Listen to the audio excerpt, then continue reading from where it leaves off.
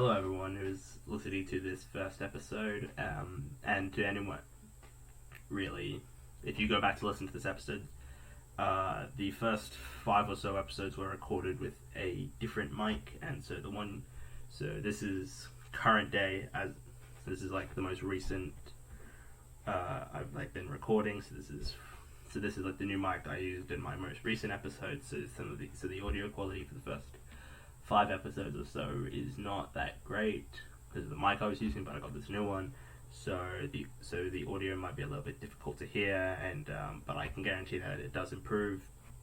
And also in the last 10 minutes or so of the first episode, which is this one that I'm recording for now, the audio for the last 10 minutes or so gets kind of there's a problem that has occurred with it, and I'm not sure how to fix it, and I think I might just have to go with that. But if there's any ways of fixing it in future, if it does happen again, I would like to know, and I apologize for the inconvenience that may cause you. Now on to the episode. Hello and welcome to At the Movies with William Fletcher. I am your host, William Fletcher, and this week I am joined by Kitty. Say hello, Kitty, to all the listeners. Hey, guys. Yeah, so this is the first episode. Who knows how well this will go. So each week... It's an honor to be here. Yeah, yes, thank you. I asked other people, and they're like, "No, I'm not free." Like Matt was like, "Yeah, I'm not free," and Rowan was not free, and other people were like, "No, I just don't want to do it." So, but hopefully, I can get them to do it like next week or something. That's the hope, because Matt should be back, and Matt is making he's making the logo for me. Actually, I sent him a few like other sort of designs of like other podcasts, and he's sort of working on a like a Photoshop to make as a logo. Very cool. So this week for the first episode, so each week, so whoever's going to be on that week's episode, like me or Kitty, we're going to choose a film that we haven't seen that we'd like to see. We then watch it, and then we have a discussion of it. And so for this week's episode, since it's my show, I decided to choose a film, and I chose Titanic. Now, I believe you have seen Titanic, right? Yes, Yeah. I have. Okay. So I guess, do you just want to give like some broad, like sort of your broad opinions and sort of like basic sort of feelings before we sort of go deeper into it, I guess? Yeah, okay. So before I watched it, I was like not looking forward to it. I thought, oh great, it's gonna be another like sappy chick flick, whatever. Yeah. But it was actually I loved it. It really exceeded my expectations. I thought it was great. Yeah. I got a bit emotional. Oh yeah, no. I was sort of the same way. I was like, I bought it on DVD like a long time ago, but I just never got around to it because it's like 3 hours long or whatever, and I'm like, man, I don't know when I'm gonna have time to just like sit down and watch this. And that's the thing with like a lot of movies. Like I want to watch them, but it's like they're so long. A lot of movies like my I've got like a list, and like a lot of them are like 2 hours, but like over 2 hours or so. So it's like, but this I was Friday. It was last Friday actually, from when we're recording this. So I was like, you know what? I've got nothing to do. No one's home. I'll just pop this on, and I thought it was so because I was not looking forward to it. I'm gonna be honest. I was like, I like DiCaprio, I like Kate Winslet, they're great, but like I'm not. This doesn't seem like my kind of film, I was like, yeah. I was the same way. Yeah, and then I watched it. It's like, wow, this is actually so good, and I was just blown away by how good it was. I sort of so I don't really know where to start. Just sort of like, where do you want to start, I guess, because I'm not sure. Sorry, my throat is... We could talk about some themes or something like that. Yeah. Sure. So before, like, because I'd seen like bits of it before, because it's like a very like famous film, and so I'd seen like I'd seen beat pieces of it. I'd seen like trailers and stuff, and I'd heard like and like so many people I know, they like sing "My Heart Will Go On," or they like hum it Yeah. all the time. I'm like, yeah, I know it's this Titanic song. And it's just like, yeah, I know that's from that. And there's so many just like quotes from it that I'm like, oh yeah, I know that. That was from that Hi, movie. Jack. Yeah. Draw me like one of your French girls. Yeah. So yeah. I don't know, do you want to start with like do you want to start with it since you're the guest? I'll let you sort of talk about something. All right, yeah. So I thought it was just gonna be like another chick flick, but I think the amount of like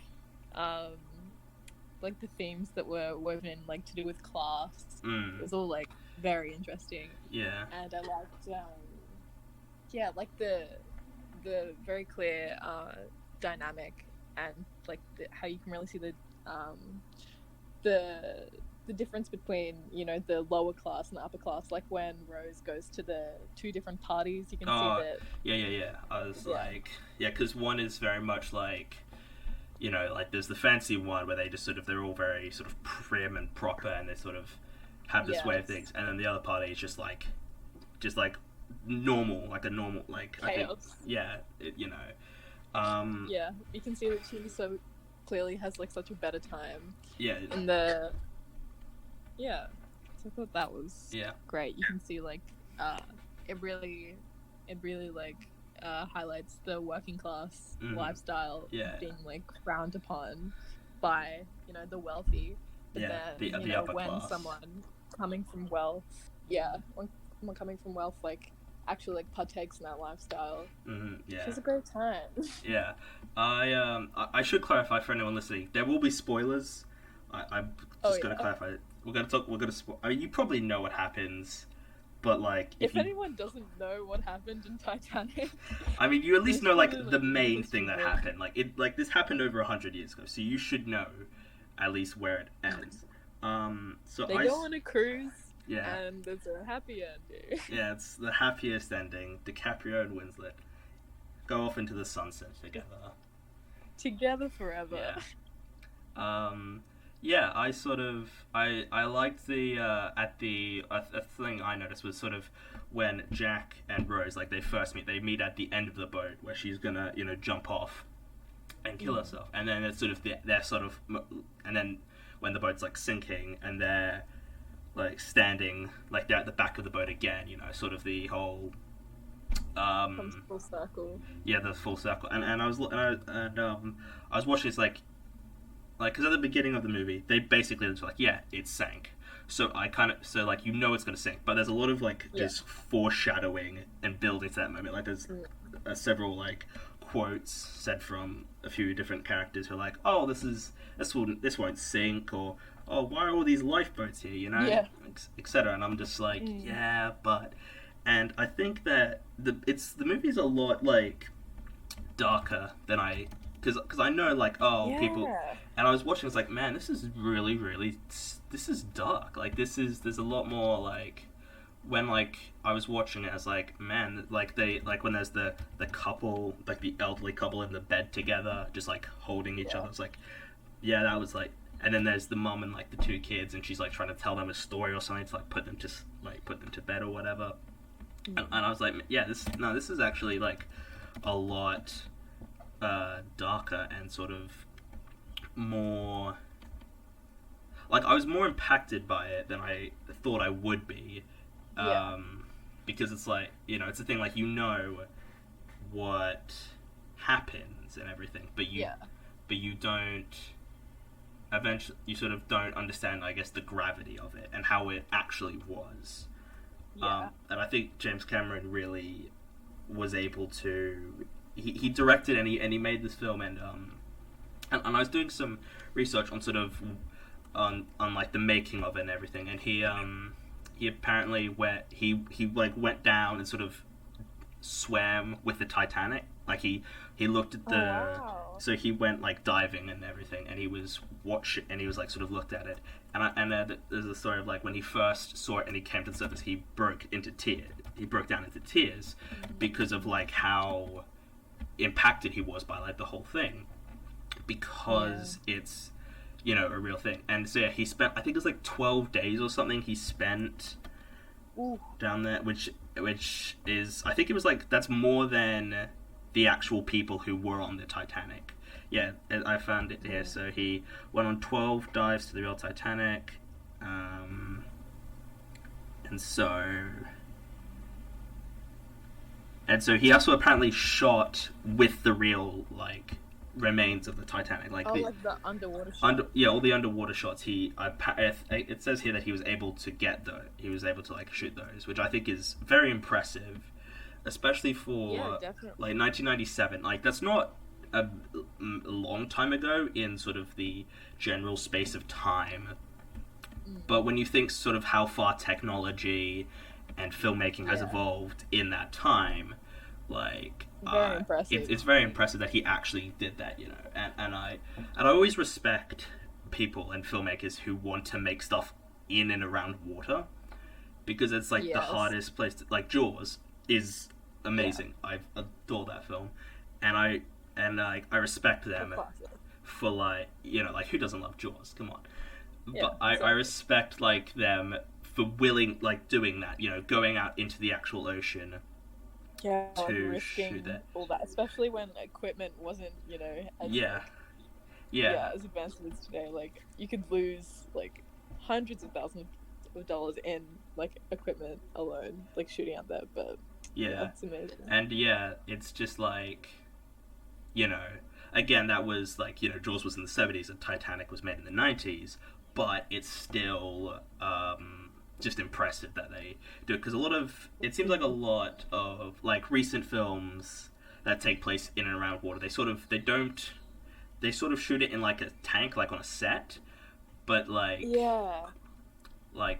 there's a film a few years ago called The Shallows, which is a Blake Lively, and she's sort of stuck on like a rock, and she's sort of being like attacked by a shark.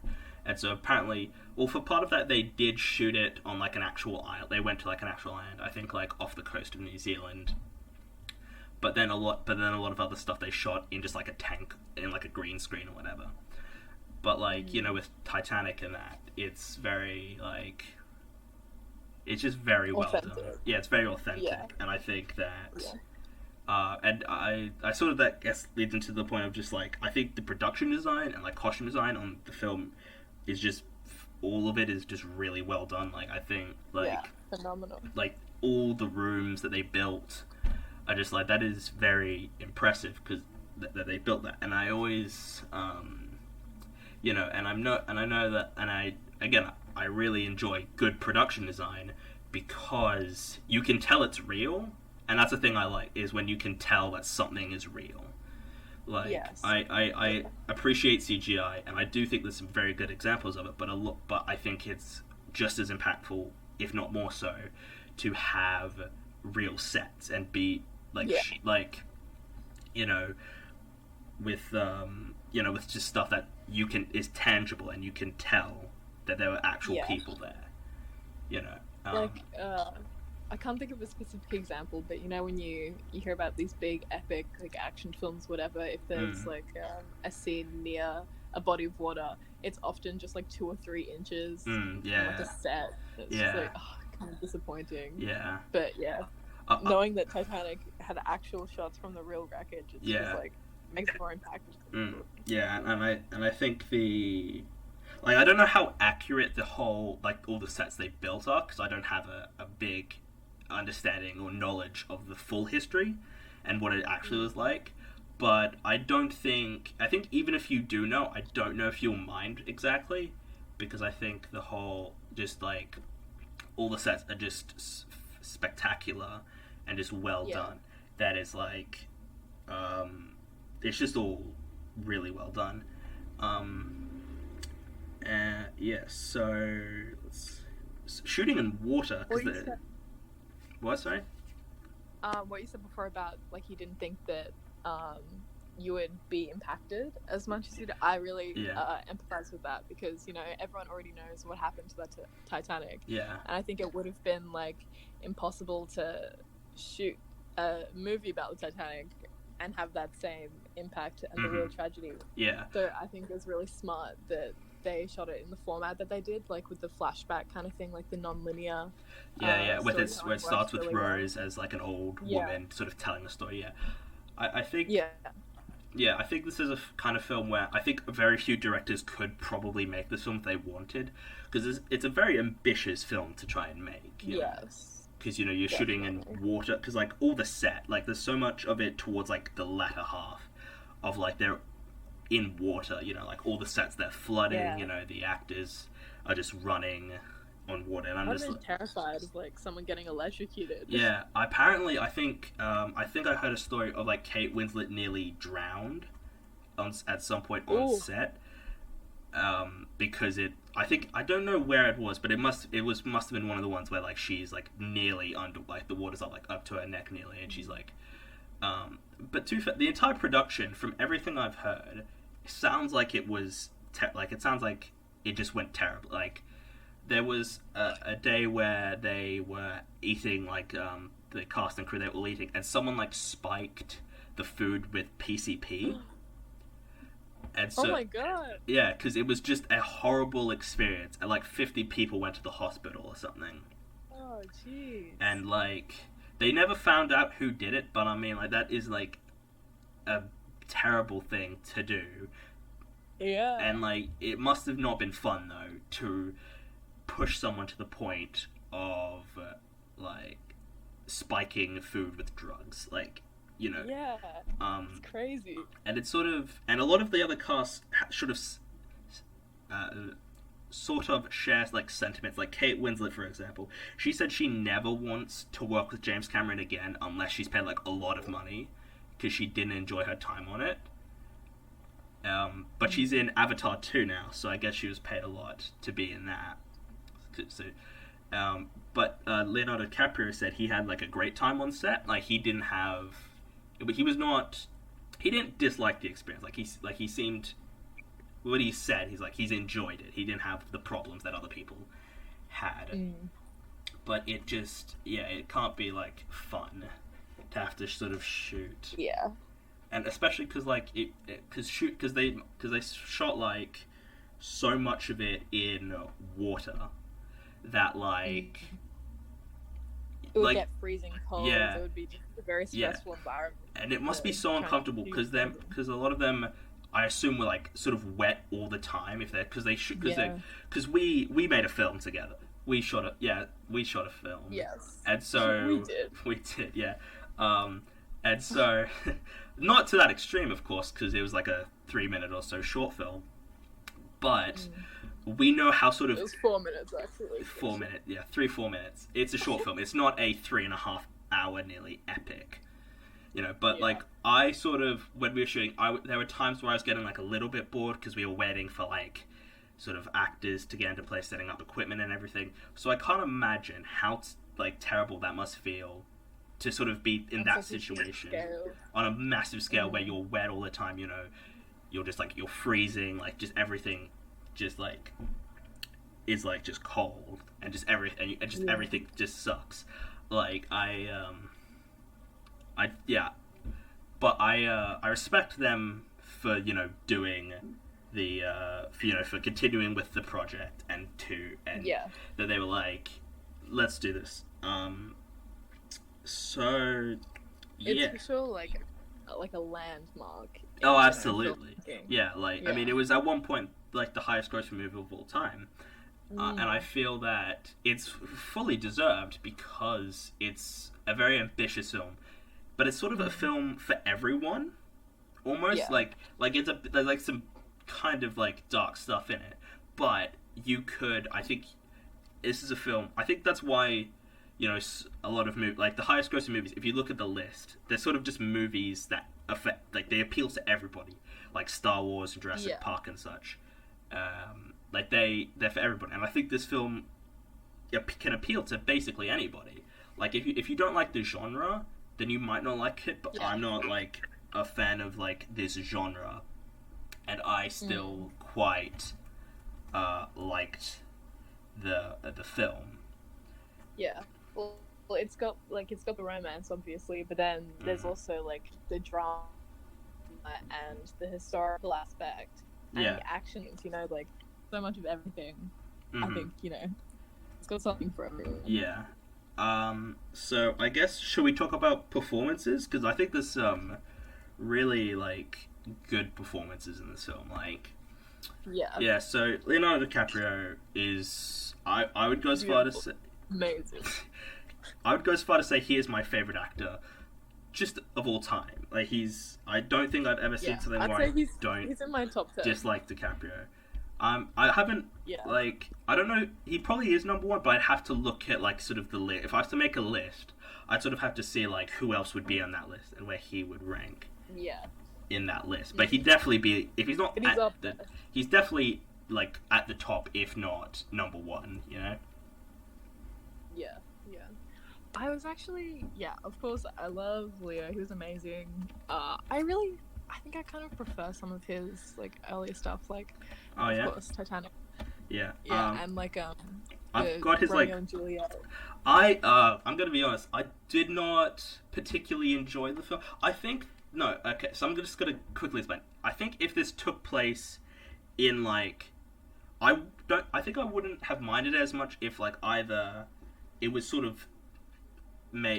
I had no problem per se with it taking place in sort of modern times, but I didn't particularly care for the whole way they were talking and how like the guns had like names and stuff on it. Like I was just like, because we watched this because we did a unit last year in school for this, and I was watching it and I was like, man, this is not good. Like I like DiCaprio, but this isn't good. I don't like this. Probably one of my least favorite Romeo and Juliet portrayals, but like that story aside, like if it wasn't Shakespeare, you know, not a great film, but Leo in it was amazing. I think he did really well for what he was given. And there was definitely some interesting choices made in that film. Yeah. But, you know, writing and, you know, plot decisions aside, his actual acting and portrayal was great. Yeah. So I've got like his full list of like everything he's done as an actor. And like he's just great. Like Wolf of Wall Street, he's phenomenal. Like if I was to give you a list of my favorite performances, I think DiCaprio in The Wolf of Wall Street would probably be like number one.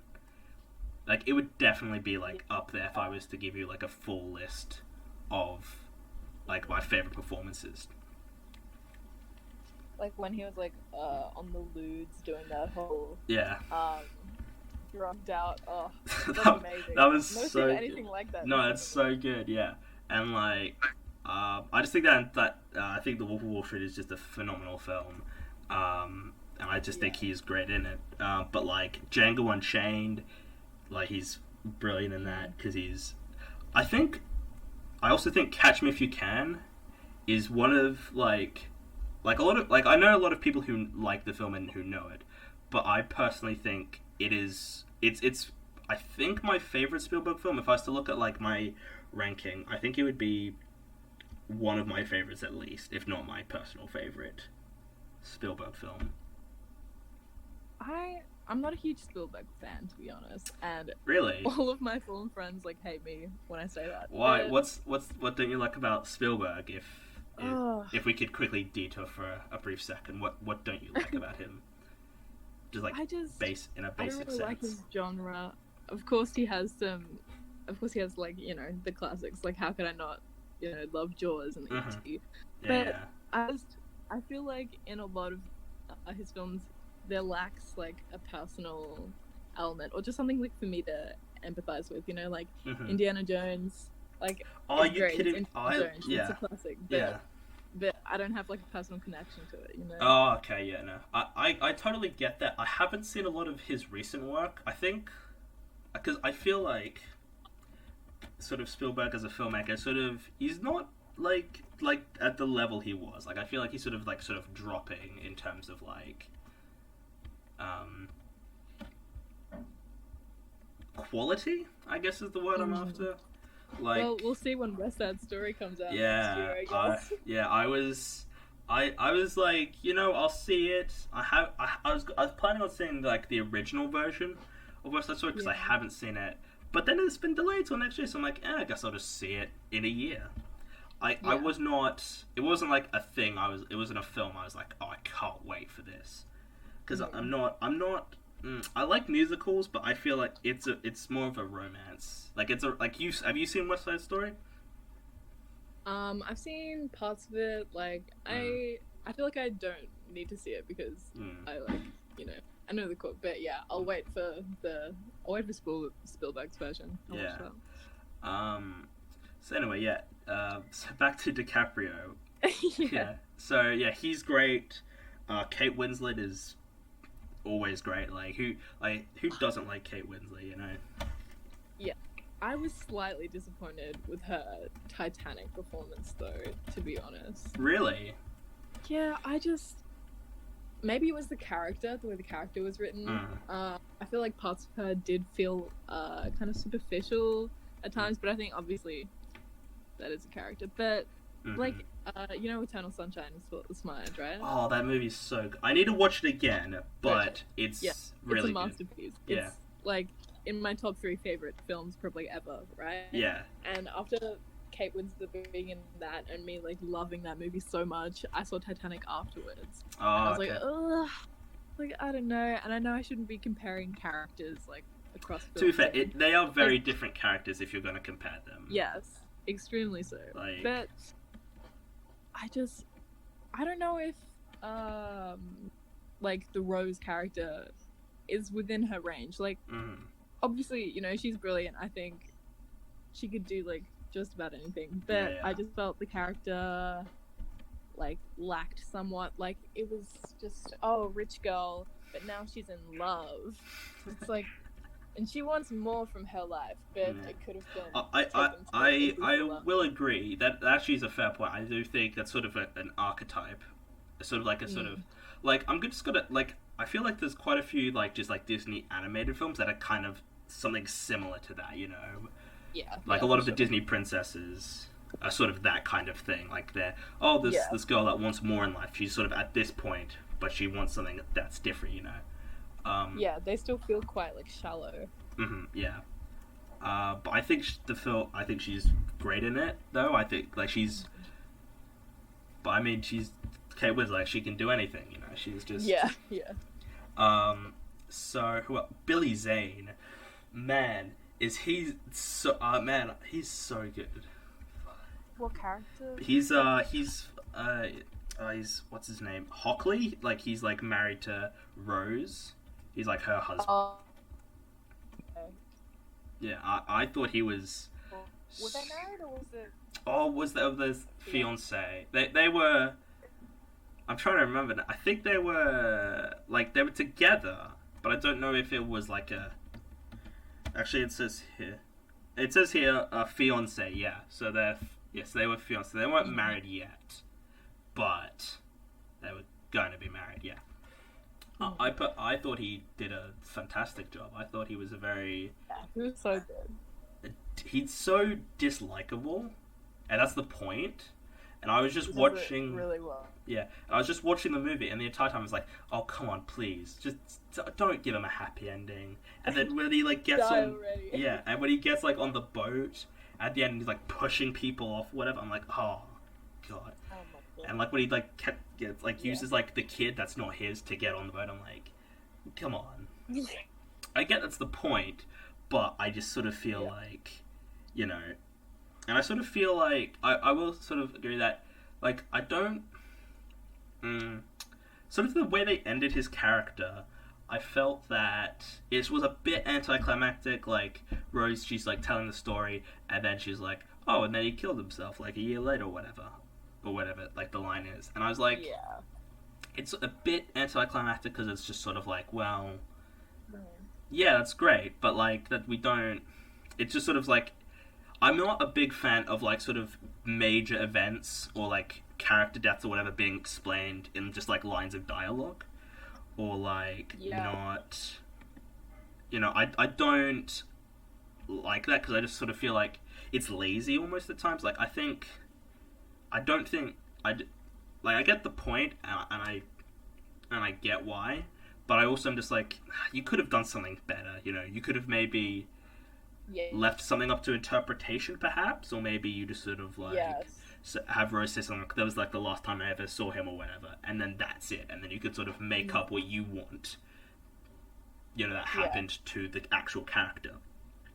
I do like the idea though that it's kind of like she's saying it like that because it's not a big deal to her, because she doesn't like think about him anymore. She doesn't consider him even a person. So like saying what happened to him like that in like a throwaway line of dialogue, I think is kind of okay. But yeah, generally when that happens in movies, I'm not a fan.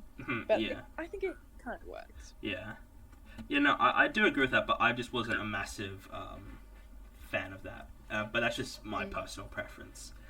Who else? I think the Gloria Stewart, who plays the like older version of Rose, I think she does quite a good job for, like, she's not in the film that much, but I feel that she gets the job done, she does like a serviceable performance. I don't know if it was Oscar worthy, honestly. Like, I sort of feel that she didn't Oscar for that.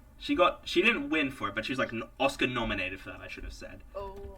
Like, I feel like DiCaprio, I feel like, was more deserving of an Oscar nomination at least, because like, so Kate Winslet, she got nominated for Best Actress, which I think is fair, but I think that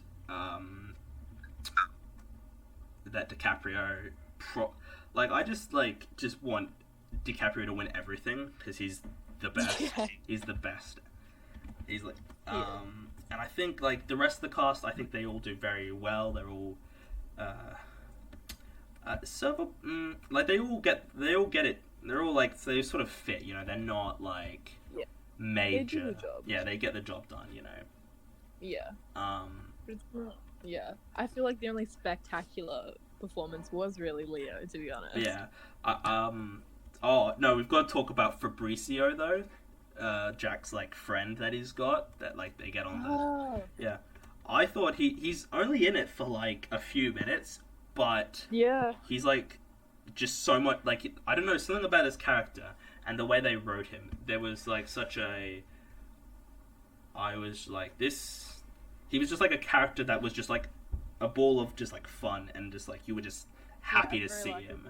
A very likable presence for very little of like the time. And when he died, I was heartbroken. When he's like swimming and like the, because I was like, because like the whole thing's like shooting out of it, and it's gonna fall. I was like, oh, it's gonna fall, and then it shows a shot of Fabrizio, and I'm like, no, oh no, and then it just shows him, and and I'm like, man, that's just sad. Biggest tragedy in the movie was Fabrizio. Yeah, not DiCaprio. It wasn't Jack. Did the whole door thing like frustrate you? Because I'd heard about it. Well, here's the thing, right? So I'd heard about it. I'd heard like, oh, the whole like, oh, why did Rose get on? And I was thinking that. I was like, yeah. And then when I watched it, I was like, too heavy though. But the thing is, I think a lot of people miss that they both try and get on the boat, but it like tips. I think a lot of people miss that. Yeah. But to be fair, like if they were both on, it would have been too heavy. Yeah, and it would flip over. But so I wasn't, as I was watching, I was like, I'm not frustrated by this. Like this doesn't matter. And I was like, because when I was watching, I was like, that does look like that could probably fit two people. And then it's shown that they can't fit. I'm like, oh, well, that's fine then. Like, it's like they can't fit, so I don't see the problem. You know, I wasn't as annoyed with it, I guess, as some other people were. But that was just my whole opinion on it. So I've just got the notes here. The score, I think, was very well done. I love all the orchestral moments. So that good. Was so amazing. Yeah. Like sort of like when it's sort of, I think the score is like, I find it like at times I find it rather haunting of like a score to do, because like listening, because I was like, because a lot of the times, I'm going to be honest, I don't necessarily listen to the score or anything. Like I'm sort of like, unless it's sort of like movies I've seen before. I'm like, oh, I know the movie's a good score. Like anything like John Williams' score, I'm like, oh, I listened to the score, or like composers like that. Well, a good score, you kind of don't want it to be too noticeable. You know, you want it to blend in seamlessly. Yeah.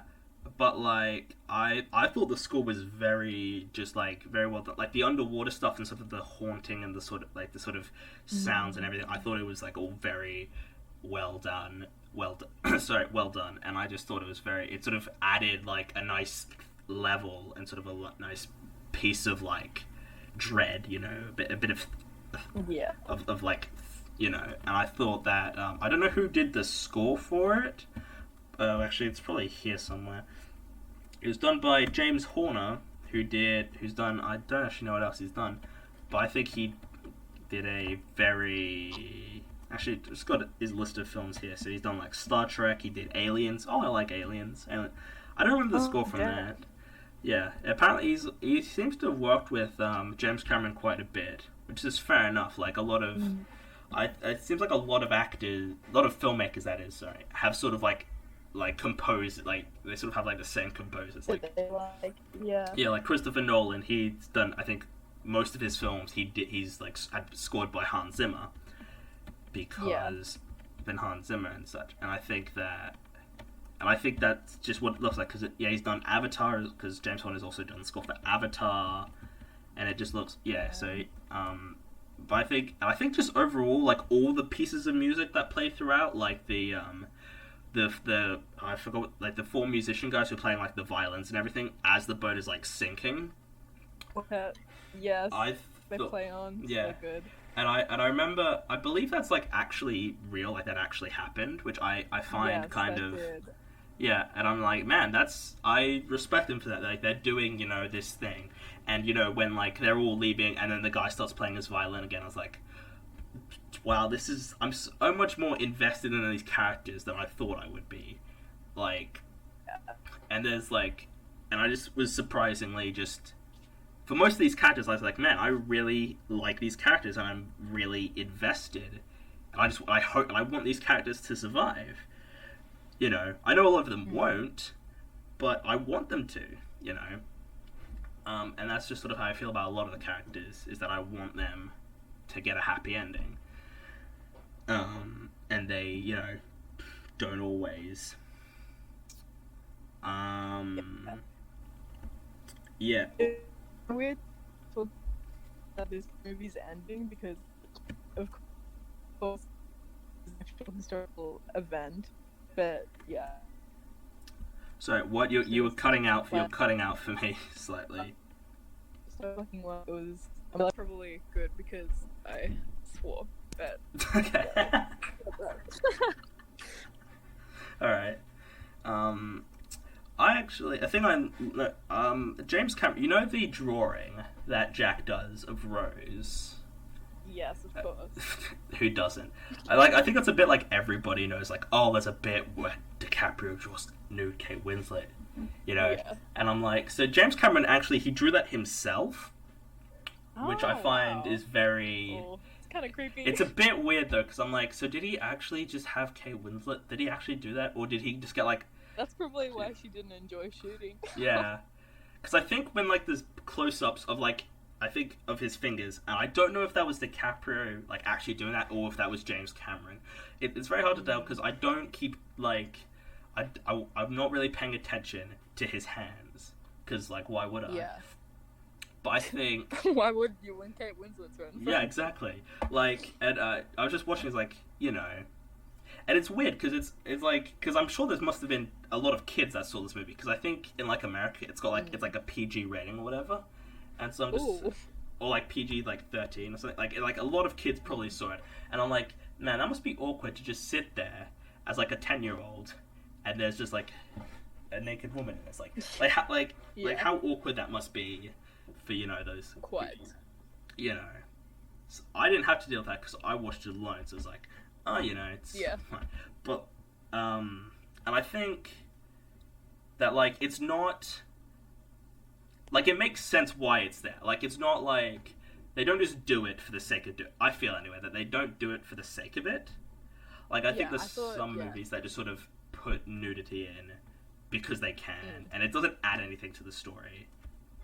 But yeah, it really helps like deepen that relationship, I thought, and it showed Rose being vulnerable with someone, which was important. Yeah, you know, it wasn't just like, oh, boobs. You know, it was actually it's not just the story. It's not just, it's like, I'm trying to think of like, there's lots of like just horror movies and just like movies that just have that for no reason, and it's just like these are characters that are like either gonna die or there's no point to it. Like this doesn't change the story. Like with or without this scene, the movie's exactly the same. But I feel like with this, to be fair, you probably you couldn't cut it because they find it at the beginning. That's the whole point. That's like the relic, so you can't cut it. So I do think that like it's important.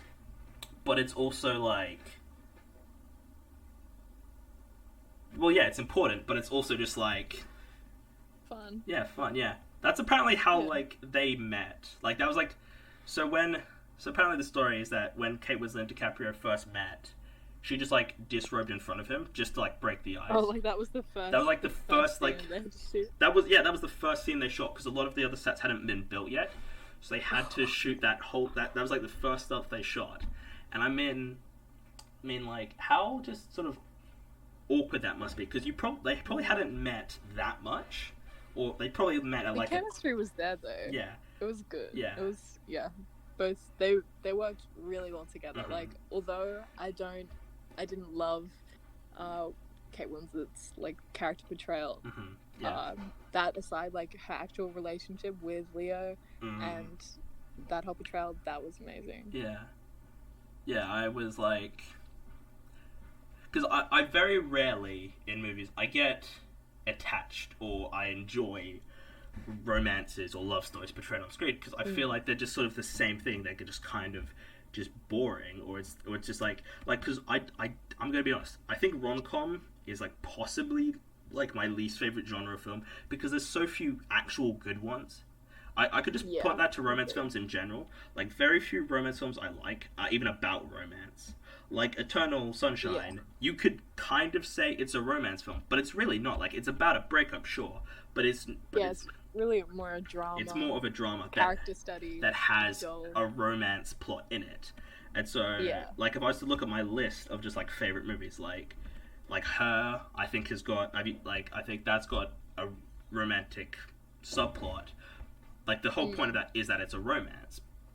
But I think that it just feels very, just, like, genuine, like, two people. Yeah. And one of the characters isn't even a person, you know, it's just Joaquin Phoenix with, like, a earpiece in talking, you know. But, like, I'm just looking, like, another one, Portrait of a Lady on Fire, also is another, like, romance film which is amazing. It's fantastic. And I think, I'm going to be honest, I think maybe it's because Americans cannot do romance films very well. Because, like, I agree. 100%. Because, again, Portrait of a Lady on Fire is an amazing film. It is so good. And, like, it's just phenomenal. Yeah. And I think this Titanic is a very well-written love story.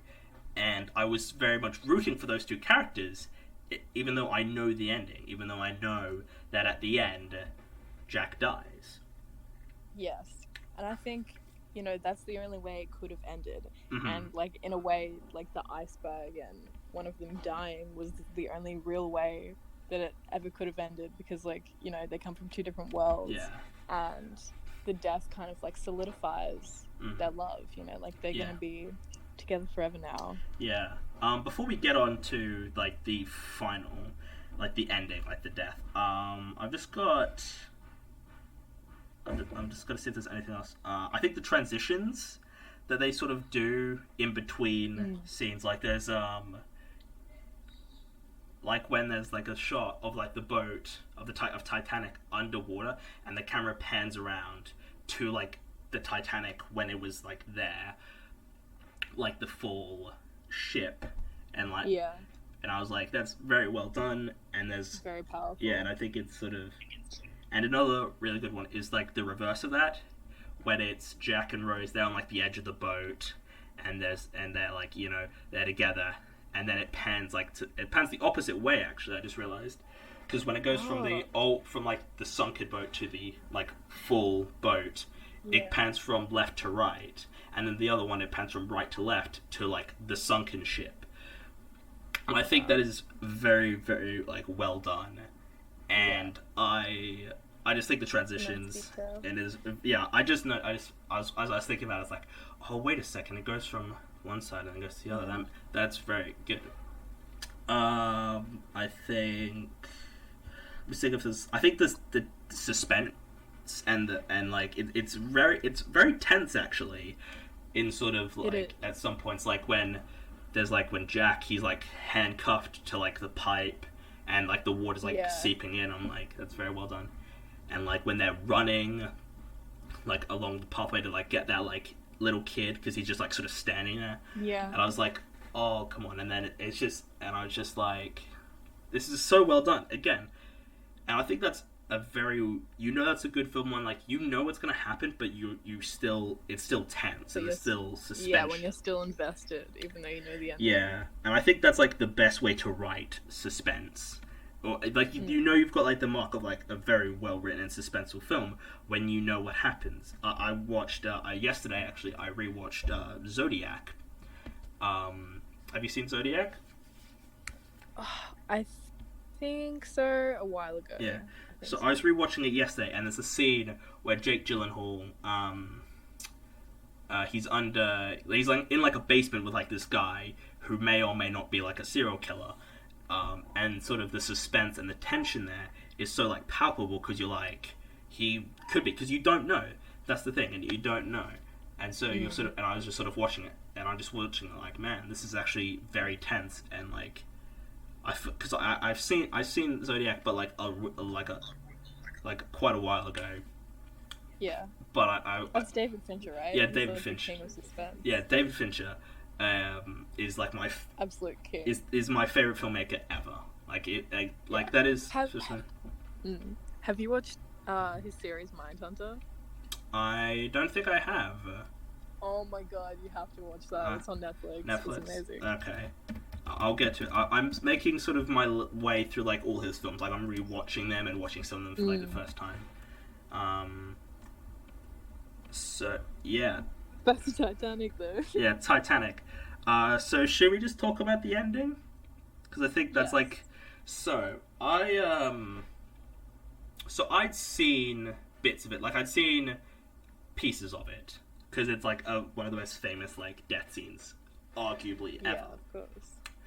And so, when I was first watching it, I was getting a little emotional, because I think that's what works with me. I can't just sort of watch something sad and, like, get upset and cry without sort of, like, if I watch, like, a movie that makes me cry, I have to watch, like, the whole movie and sort of experience the journey. Yeah. Like, with movies that do that for me, I need to sort of be with these characters and invested and sort of go on the full journey with them. Like Coco, for example. I can't, like, if I watch that scene by itself, it's emotional, yes, but if I watch the actual film from beginning to end, and I watch sort of his journey to that endpoint, that gets me, because I've been with these characters the entire time, and I've experienced and seen, their trials and their tribulations and all the problems they've gone through to get to that point. Yeah. It's just not the same without the journey, which Titanic does so well, because the ending, of course everyone knows the ending, but still at every point, at every step, there's that investment, and it's still so compelling. And I think it also works even better with Titanic because of like the long runtime, because the film is like over 3 hours. You spend even more time with these characters, and you get more time to be invested and just watch their relationship grow. Yeah. Sorry. Yeah. Getting emotional again? Yeah, sorry. So when I was watching it and they were sort of in the water, I just sort of like, okay, I know where this is going. And then like she's sort of like, they're like holding hands and everything. And then she starts like saying his name, but in like that sort of like raspy like voice. I was like, I wasn't like full out crying yet. I was just sort of getting a little teary-eyed, because like it's everything. And then when she's like calling out to the boat and everything, and then the whistle, yeah, and like she's trying to call out, but like they can't hear because her voice is. Yeah. And then like she like I forgot what the line is, but like she whispers something to Jack. I forget what like the. I'll never let go, Jack. Yeah, and that bit I was getting is like it was like a slow burn. So like she says that like I'm getting a little more teary eyed, and then like she lets go, and it's and then I start, and then like when she lets go, and then he just disappears into bed. That's when I broke, and that's when I was just like. I was just sitting there watching this, just like a mess. I just had to. Tears rolling. So and I just like got. And then like they like let you sit in it. For like minutes and minutes until and like the bones start to come. Yeah, and then it just like keeps building, and I'm just losing it. I just got like a box of tissues, and I'm just dabbing my eyes, and then she gets the whistle, and I just more tears, and I'm just sitting there as, you know, a 17-year-old just crying at this movie where I know how it ends.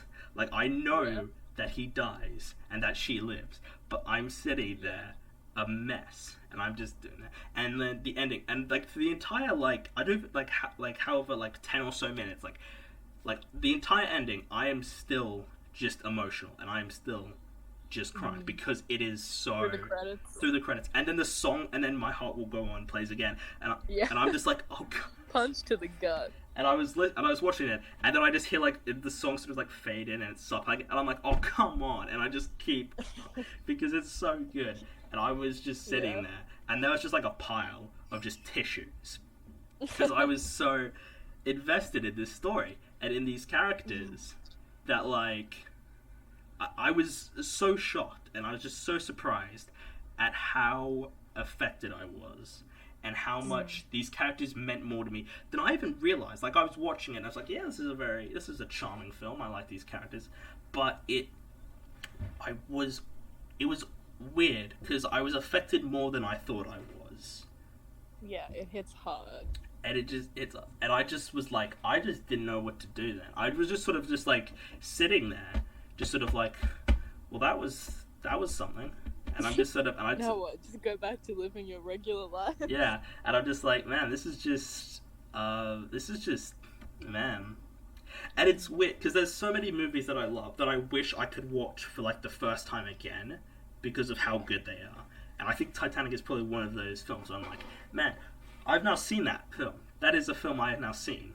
I'll never be able to experience it for like the first time again, because, and I don't know if it'll have that same reaction for me again, but like I'm sure I'll watch it again because I think it was fantastic, but it's more a case of like, when will I watch it again, because it's like I think like it's long, like it's over 3 hours, so I was just sort of like, you have to leave like a cushioning period. Yeah, you like a couple more. Yeah, I have to like, I just sort of have to find like a time where I can be like, you know what, I'm not doing anything today. I've got 4 hours to not do anything. Let's watch this film, and like So I overall I just adore it. I think it is so good.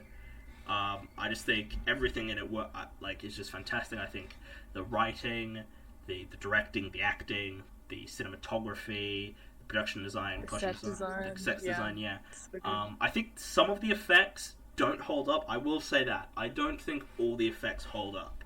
Like when they first hit the iceberg, like there's like an underwater shot of it hitting the iceberg, and I was just sort of like, I don't really. It's a bit ropey looking, I don't. Yeah. It's a bit like. I don't think I could stomach a remake though. No. I don't think anyone should touch it. No, I think it's like what. I think if they were to. Like, what if they were to like just sort of remaster, sort of improve like some of the effects and sort of like color grading and stuff. I think I could. I would like, but I don't think it's a movie people would want to make again. I think that it's sort of a modern classic, and I think it's just a film that is also so difficult to make that I think that like nobody would want to try and make it again because of just like the difficulty of it, you know. And I think if they were to make it again, I think there would be a lot more, like, there would not be as much, there'd be a lot more CGI. I don't think they'd shoot in it, like they wouldn't get actual shots of the Titanic. Like, they wouldn't do that. Yeah. Because of technology and where technology's at. So I think that's all I've really got to say on it. I think I've said my piece. Do you have anything else you want to add? Anything you want to say? Just like final thoughts about the ending. Yeah. I just think it's, you know, one of those iconic, really, you know, impactful endings, of course. Yeah. And I just love how it like immortalizes their love in a way. Yeah. Because if they went back to their regular life, you know, it probably wouldn't have worked out. I love. I sort of. I do agree. Yeah, it's a very sort of. I guess you could say melancholy ending. Like it's sort of. Yeah. Like. That's my favorite cut. Yeah, I think those are like the most interesting endings. Yeah, where I think that's like the best endings. It's sort of like. There's like, you know, bitter, sweet. You know, there's like there's good stuff, but there's also some bad stuff. I like that. And I also just think that I just think it's just very good, honestly. Yeah, the class themes, like the whole wealth versus the working class. Amazing. I don't think I've got anything to say. I think I talked about everything that I had in my notes. Yeah, I think that's it. Yeah. Do you want to give like a rating for it if you want? Like just like a 1 out of 10 rating, if you want. You don't have to. Like you don't have to, but it's iconic. Yeah. And yeah, I think, but on a personal scale, it's one of my favorite movies. I don't know, maybe like an 8.4. That's 8.4. All right. Yeah. I would probably give it a 9 out of 10. I think. When I was watching this, I was like, this will probably be like an 8 out of 10. But I think that the ending and just how much it affected me more than I expected pushes it up one more slot. So I get that as a 9 out of 10 from me. So that is it for the first episode. Thank you for listening. If you are, it's all good. Hopefully we can have you on again in the future to do other episodes. Yeah, for sure.